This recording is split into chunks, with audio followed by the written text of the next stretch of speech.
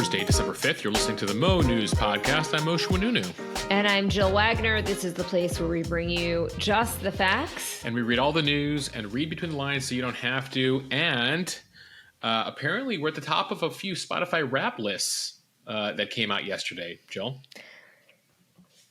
Yes, there is not much that I enjoy more than people tagging us on Instagram saying, hey guys, listen to you every day. And it's so interesting when people post their top 5 and we can see what else they're listening to. So like what company we're in. And a lot of people, it's a wide range. Others, it's all news. So it's cool to see people's listening habits. Yeah, and it's a wide political spectrum. Some of you listen to us along with some more liberal-leaning podcasts, as I found out yesterday in some of the tagged stories. Some of you listen to us with a bunch of conservative podcasts. Some of you listen to us and a bunch of murder mysteries and comedy podcasts, a wide range. And so we are happy to be part of your podcast diet. Also happy to learn that some of you have spent literally thousands of minutes of your year listening. Some people, Jill, have listened to so many episodes of our podcast, the daily podcast, our hardcore listeners here. They have literally spent 4 or 5 entire days of 2024 with us. And so we are grateful to all of you who join us here, who support us, you hardcores, you have left the reviews by now. But so grateful for your support, for promoting us as part of your Instagram feeds yesterday. And keep it coming. Yes, we promise to keep it coming if you keep listening.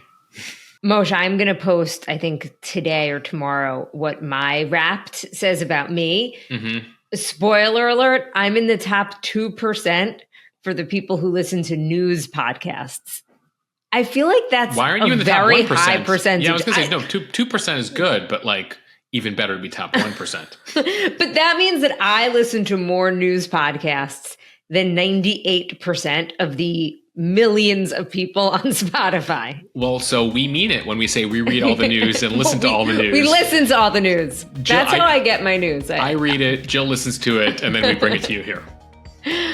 Okay, let's get to the news, shall we? Now to the headlines. A manhunt for a murderer in Manhattan. The CEO of UnitedHealthcare shot and killed in what police say was a premeditated and targeted attack Wednesday morning in New York City. What we know about the killing.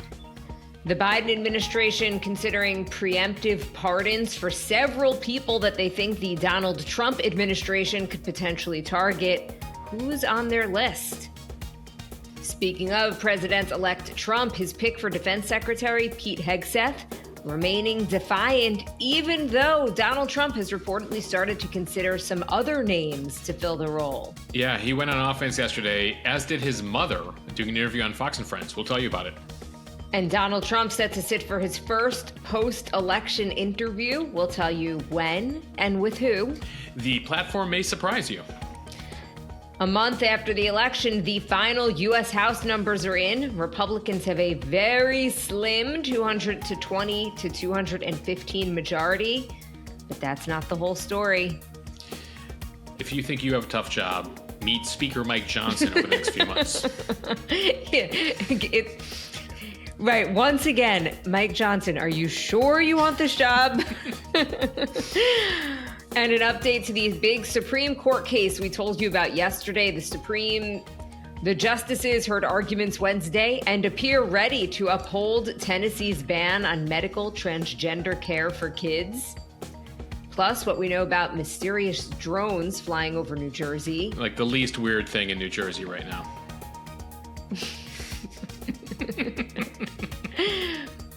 New Jersey gets such a bad rap. They get a bum rap. They get a sorry Jersey. On. Sorry Jersey. Sorry. So does Long Island. So I'm sensitive to it because I get it. You guys understand each other.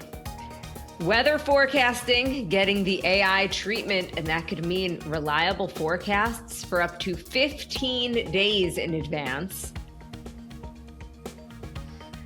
And as we were just mentioning, Spotify's Wrapped is out. We'll tell you who topped the 2024 streaming charts. Plus, Moshe is on this day in history. Your clue today, and let me see if I can do this impression justice.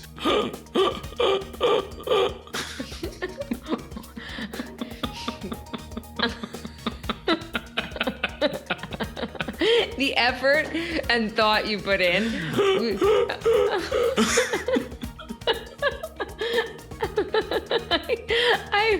I have no idea. It's an actor in a movie, and that's the way he laughs. That's your clue. At least that's how I hear it.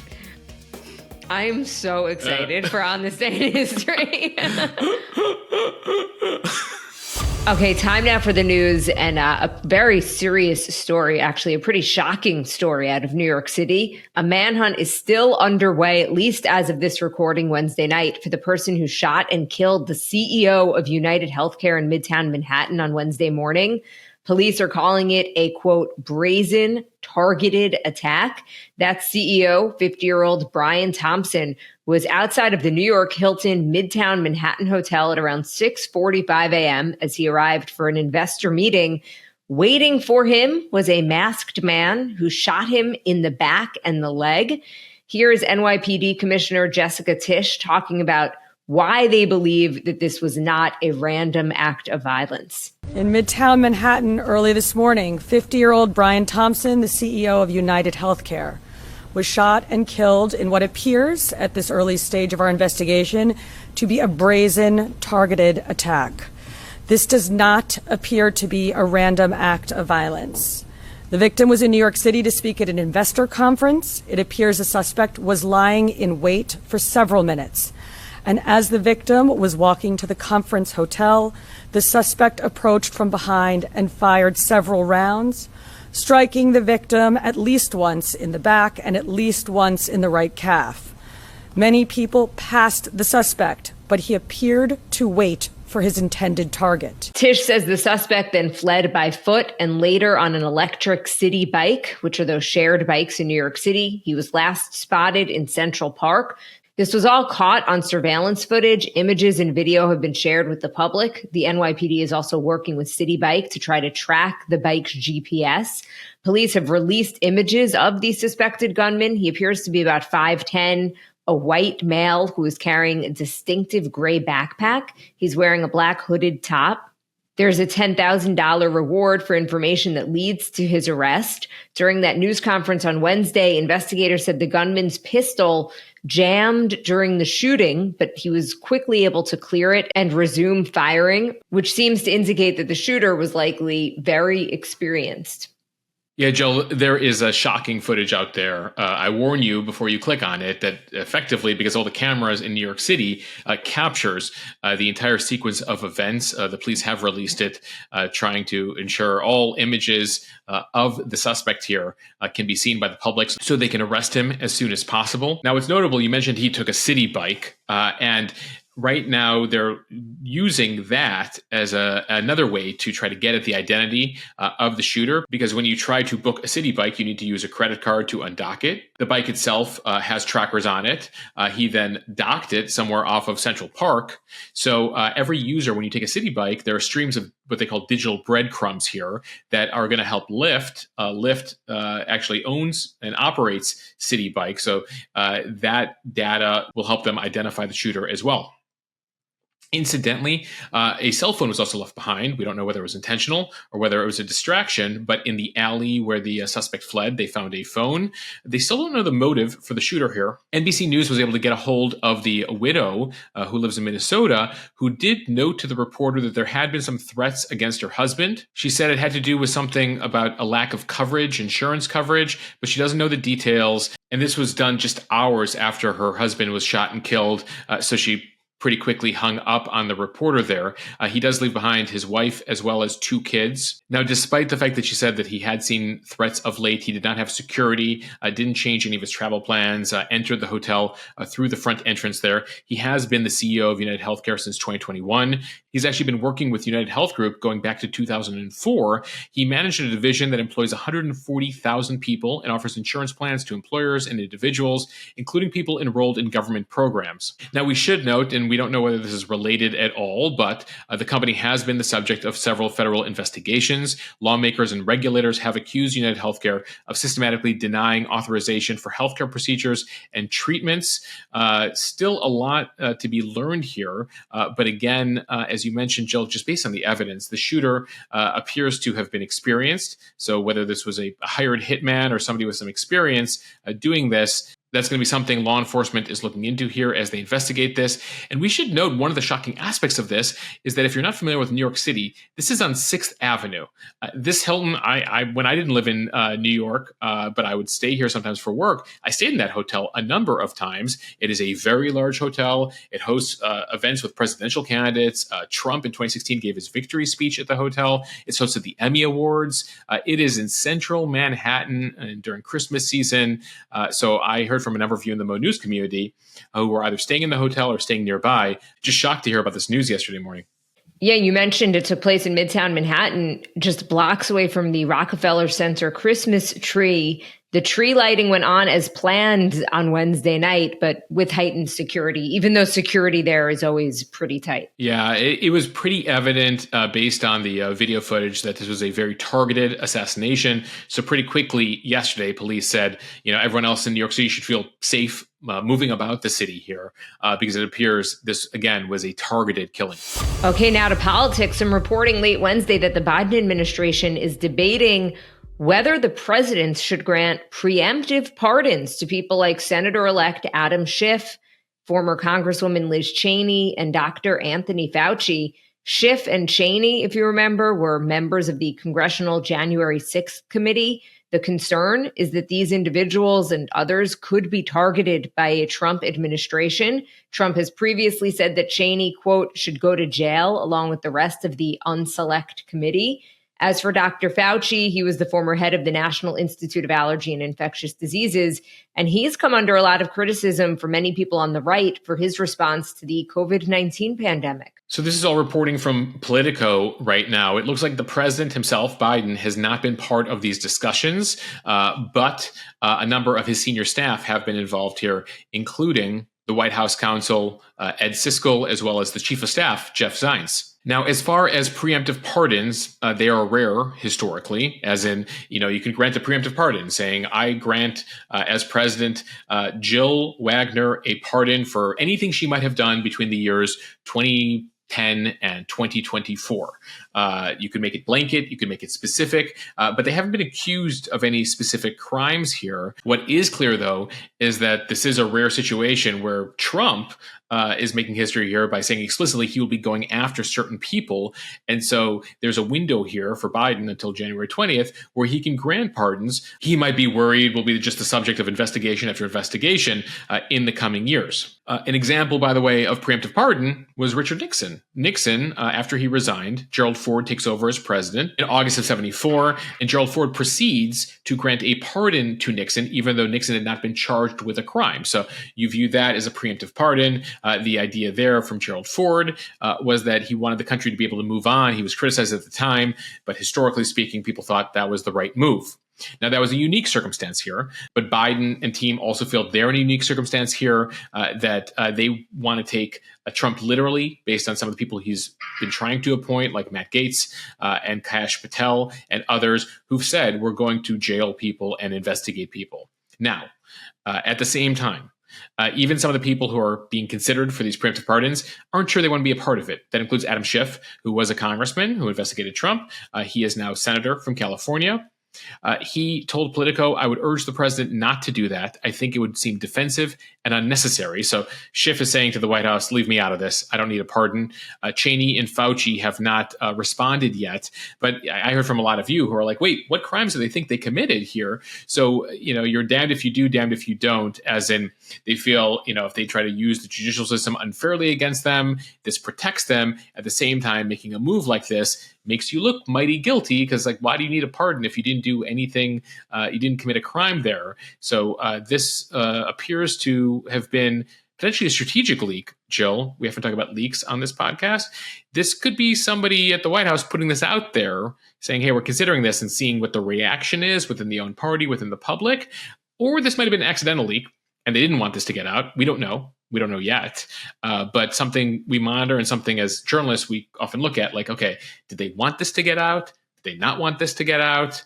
Either way, it's going to be a fascinating, what do we got left here? About 6 weeks until Trump takes over. I've got to think that this is pretty intentional. Like, let's see how much people hate this if we think about doing this. But I love that even Adam Schiff was like, what are you guys doing? I don't need a preemptive pardon. Leave me out of this. Leave me out of this. He just got elected to the Senate. Yeah, he's just like, leave him alone. He's like, listen, I know Trump calls me Shifty Schiff, makes fun of my neck, makes fun of everything. I don't believe I've committed a crime here, so I'm going to try my chances. Dr. Fauci's retired. Fauci's like, why do I need a pardon? I didn't do anything illegal. Politics. Do you want a pardon, Jill? Should we all let's just all get pardoned? Biden, just pardon everybody. Just pardon all Americans. I would want a future pardon. Just see, that's not constitutional. That's living. He can give you even. There's a question, by the way, the pardon that Biden gave to his son over the weekend.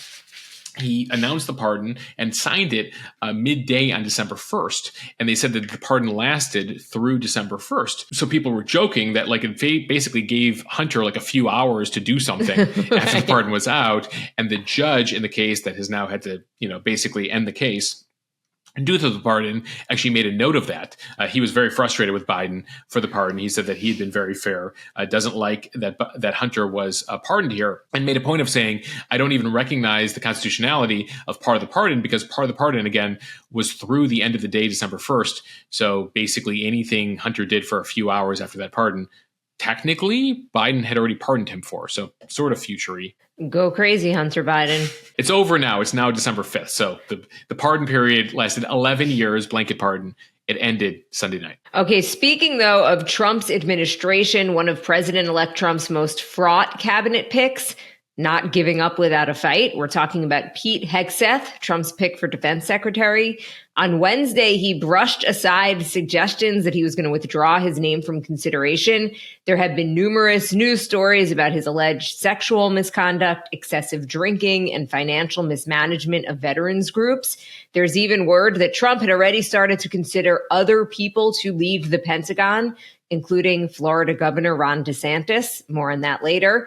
But if anything, Hegseth not staying silent on those incoming stories and instead going on offense. He wrote an op-ed in the Wall Street Journal called, quote, I have faced fire before. I won't back down. He was on Capitol Hill meeting with senators. He went on a media tour. So did his mom. She appeared on Fox and Friends Wednesday morning, saying that she wanted to set the record straight about her son, specifically an email that she wrote him in 2018, published recently by the New York Times. In it, she told her son, quote, on behalf of all the women, and I know it's many, you have abused in some way, I say, get help and take an honest look at yourself. Well, fast forward 7 years, Penelope Hegseth is now vouching for her son and calling on Trump to not drop him as the nominee for defense secretary. Here is part of her Fox and Friends interview. It is a new person. He's redeemed, forgiven, changed. I think we all are after 7 years. I believe he's the man for the job. She went on to say that at the time she wrote the letter, Pete and his then wife were going through a difficult divorce, and that she wrote the letter in haste with deep emotions as a parent. Yeah, there's a lot of details there. First, she's very upset that the letter was leaked to the New York Times. The New York Times ran with it. At the same time, in that first divorce, he had committed adultery, I think, 5 times in 4 years. There's just a lot of stories there. He then gets remarried, and there's more issues in that second marriage. He's now on to his third marriage. He married one of his colleagues, his producers from Fox News.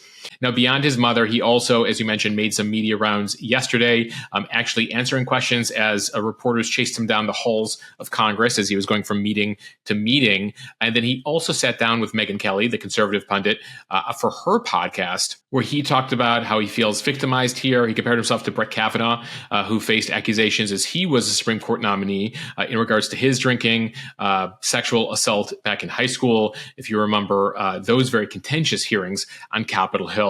So Hegseth needs to win over Republicans on Capitol Hill. There's a 53 to 47 majority that the Republicans have. He can only afford to lose 3 Republicans. And right now, as we told you yesterday, and right now it appears even more, beyond 3, upwards of 6 or more, are queasy, if not already ready to vote against him. So he needs to go meeting to meeting here and convince folks that he is the right guy for the job. He told Megyn Kelly, he told reporters that Trump is still backing him up. I spoke to the president-elect this morning. He said, keep going, keep fighting. Behind you all the way. So you're in this all the way. Why would I back down? I've always been a fighter. I'm here for more fighters.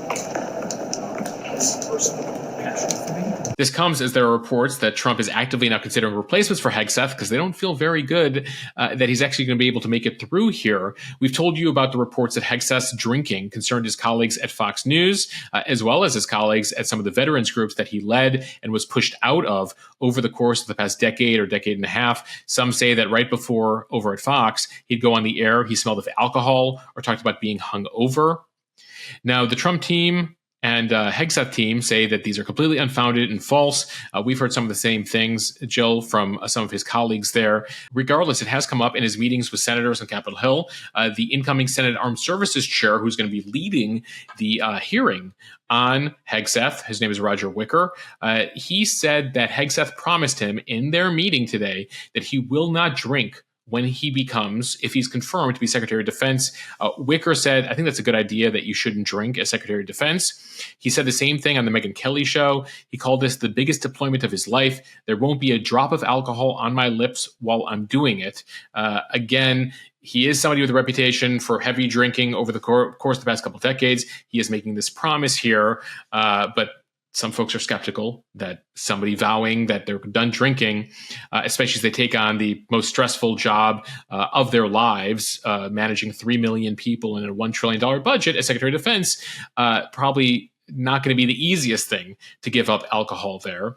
One of the key meetings we were watching yesterday was with Joni Ernst, the senator from Iowa, the Republican. She is a veteran. She also happens to be a survivor of sexual assault, and she has been skeptical of the Hegseth nomination here. She put out a very terse statement coming out of that meeting, and I'll read it to you and then translate it for you.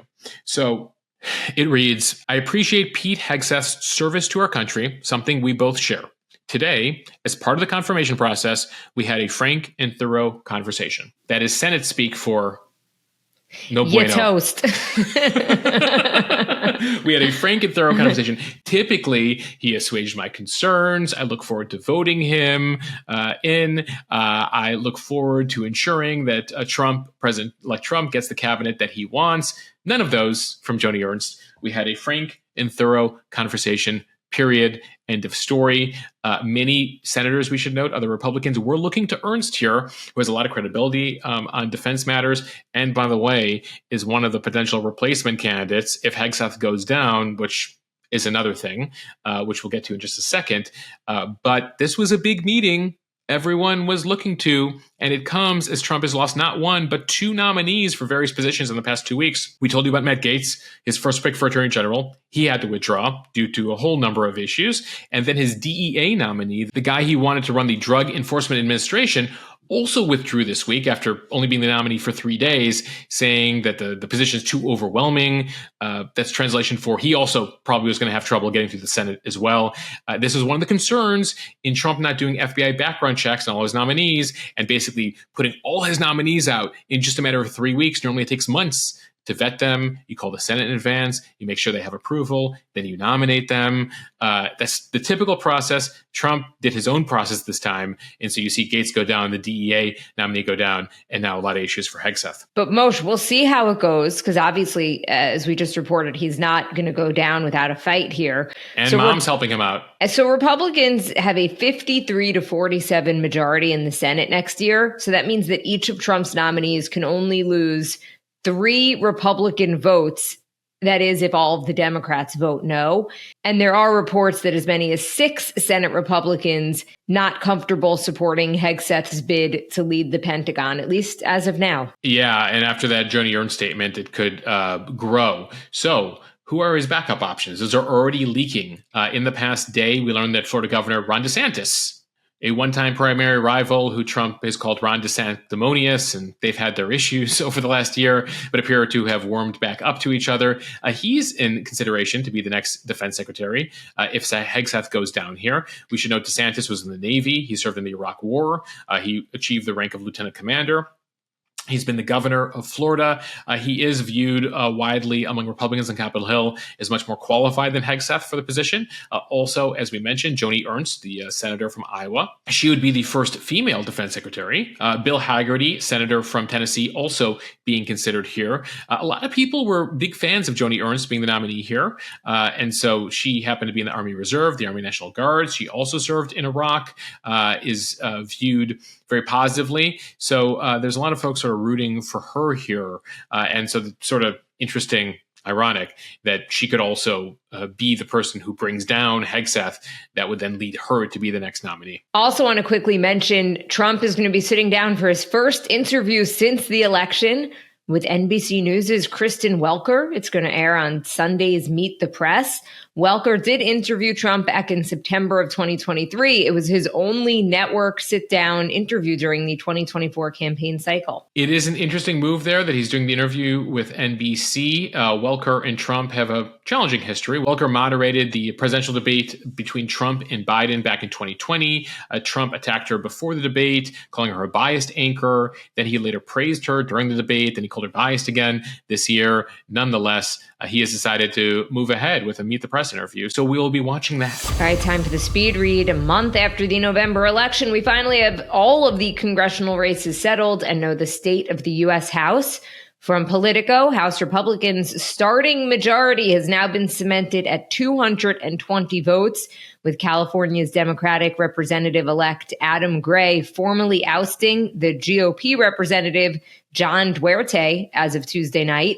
So that is already an incredibly thin margin, but it's going to get even slimmer. And that's because President-elect Donald Trump's expected nominees will leave the House. So Speaker Mike Johnson is expected to have literally no wiggle room, right as Republicans embark on an ambitious agenda. They want to pass a sweeping party line package on energy, immigration, and defense policy within the first 30 days of the Trump administration.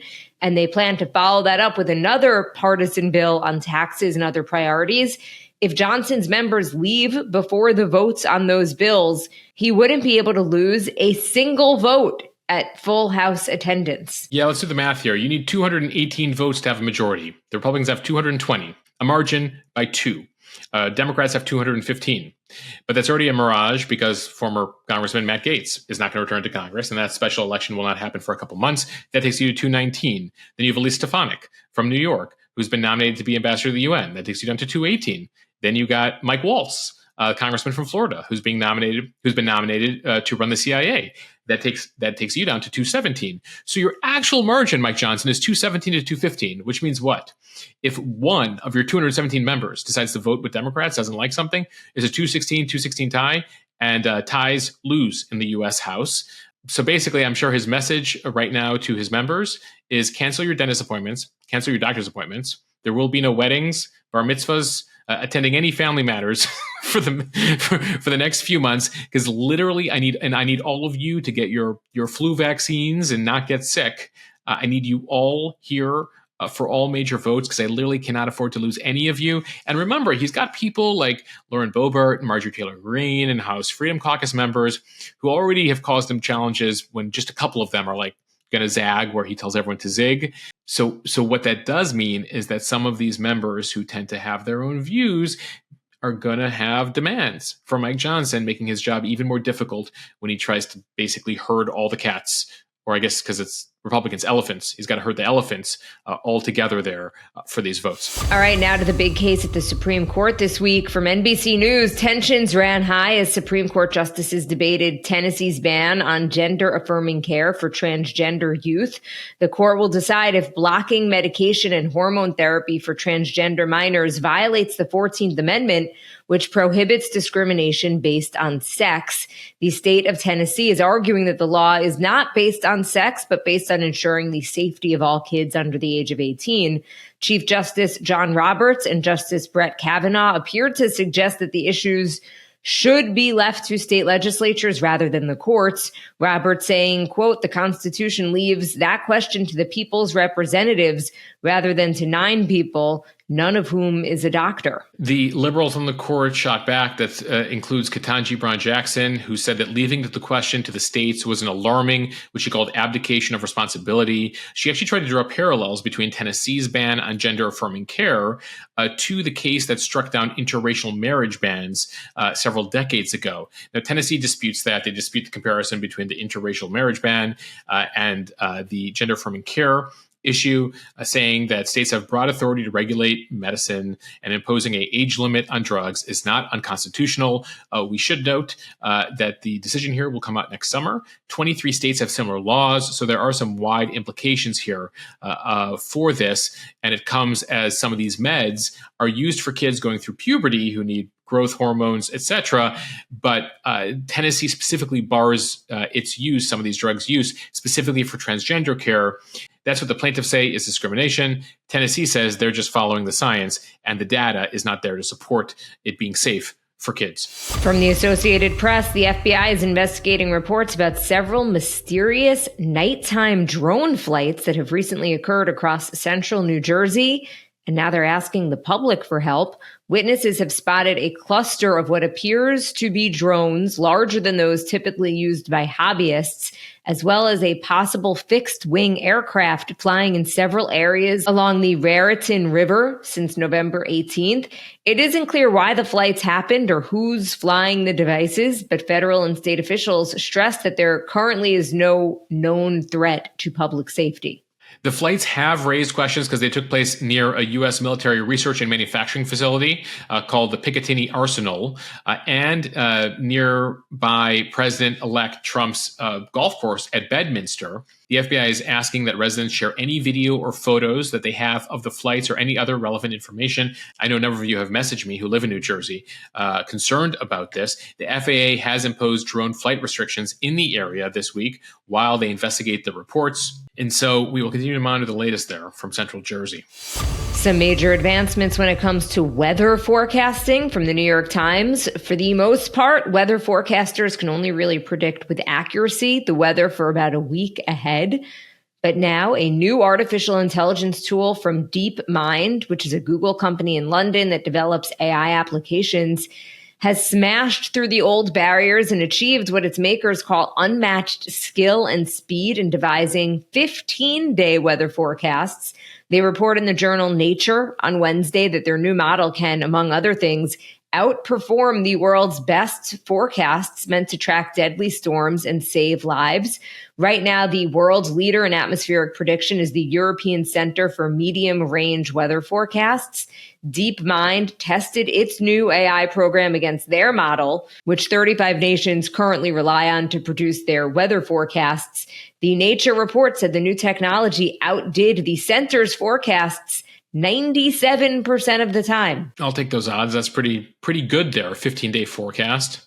You know, for major events, you're looking for that, Jill. You know, you get, I don't know if it's just me, but get, super nervous. I remember my wedding. I was like, that was a big deal because we were doing an outdoor wedding. So I was starting to look at the forecast. I was trying to do 20 days out, 14 days out, but there's no certainty around that. So this is very cool, this new, what they call GenCast, which takes a radically different approach from mainstream forecasting, which uses room-sized supercomputers that turn millions of global observations and calculations into predictions. That's the current tech. Instead, DeepMind agent runs on smaller machines and studies atmospheric patterns of the past to learn some of the smaller dynamics that result in the planet's weather. So the new agent's forecasts are what they call probabilistic, like those on your weather app on your phone. So it can give you a range of percentages for the likelihood of rain in a specific region on a given day. They also say the new tech here can predict with great accuracy the paths of hurricanes. So always looking for that, since we have all the various models, those what they call the spaghetti models that we typically see when it comes to hurricane. So very cool when it comes to what AI can do for us when it comes to weather forecasting here in the coming years. The question is, you've got 2 weeks warning. The models say it's going to rain. Do you make other plans? Do you trust the model? I think you might cancel the barbecue, Jill. All right, from CNBC, Spotify's Wrapped 2024 is out, giving hundreds of millions of users the ability to see their most played songs and artists over the course of the year. The annual report lets users compare their music listening habits with other fans around the world. And on Wednesday, it began rolling out to all users on the streaming platform. This year, Spotify added additional AI features to enhance individual users' Wrapped experiences. All right, no surprise, Taylor Swift is Spotify's global top artist for the second year in a row, dominating the most streamed global albums chart with The Tortured Poets Department, the anthology. And Sabrina Carpenter's hit song Espresso is the most streamed song, both globally and nationally. That's followed by Kendrick Lamar's Not Like Us, Shaboozie's A Bar Song, Post Malone's I Had Some Help, and Tommy Richmond's $1 Million Baby. As for the most streamed artists in the U.S., Taylor Swift, Drake, Zach Bryan, Morgan Wallen, Kanye West. As far as podcasts, most streamed podcast, The Joe Rogan Experience, which of course hosted President-elect Trump back in October, took the #1 spot for top podcast worldwide. That's followed by Call Her Daddy, which incidentally hosted VP Kamala Harris. We told you about that in October. Alex Cooper of Call Her Daddy happened to see her yesterday at the Deal Book Conference, the New York Times Deal Book Conference that happens annually, where they interview a number of newsmakers. And Andrew Sorkin of Deal Book interviewed Cooper. It was a fascinating listen, Jill, especially coming off the fact that SiriusXM has now given her a $125 million contract. They see her as an heir apparent to Howard Stern. And she's often compared to Howard Stern and Joe Rogan. In fact, he tried to ask her that yesterday, and she goes, "No, I'm Alex Cooper. I don't know why I have to be compared to these men all the time. I am myself. I saw an opening in the marketplace." And, she is very proud of the community that she has created. In fact, she is now growing her, I guess they call it the Unwell Network, to have more creators. She's trying to identify other similar creators for her audience. So it's fascinating to hear about her strategy here, speaking as a Gen Zer who's really broken out here. And as you mentioned, the Spotify Wrapped details here is the #2 podcast in America. All right, we end here with On This Day in History. On this day in 1933, the 21st Amendment to the Constitution officially repeals the 18th Amendment to the Constitution.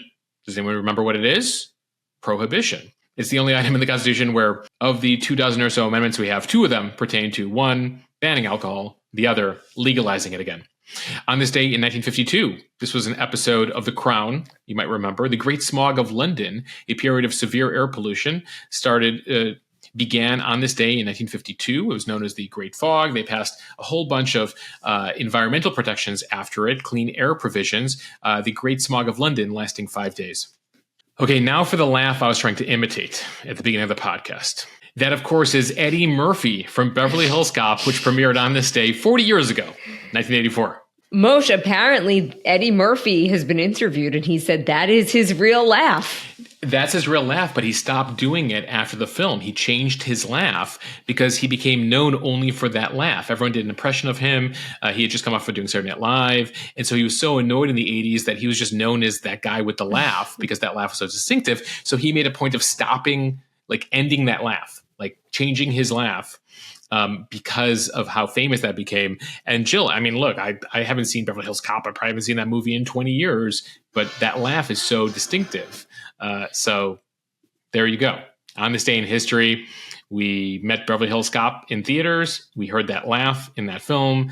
And shortly thereafter, Eddie Murphy said, "I will not be known for that laugh. I am done doing that laugh." And 40 years later, Moshe Wanunu did that laugh on this podcast. I kind of sound like a sick walrus, though. I didn't know what you were going for. On this day in 1987, Heaven is a Place on Earth by Belinda Carlisle reaches #1 on the Billboard charts. And so, Jill, on this day in history, we've taken you back to the 80s, some of the most distinctive sounds of the 1980s. That's all I got. All right. I hope you guys also listen to us after we hurt your ears today. It kind of hurt my lungs, to be honest. All right. Thanks, everyone, for listening to the Mo News Podcast. If you like what you hear, share this with your friends. It will help us grow. Follow us and subscribe so you don't miss an episode. Review us in the App Store. And thank you again to everyone for sharing your Wrapped lists that we are on top of on Spotify. It is awesome. We really appreciate it. Thank you. And thank you guys. Jill is doing the pod solo on Friday as I'll be traveling to Chicago. So Jill, thank you in advance. That's right. I forgot. Okay. Thanks.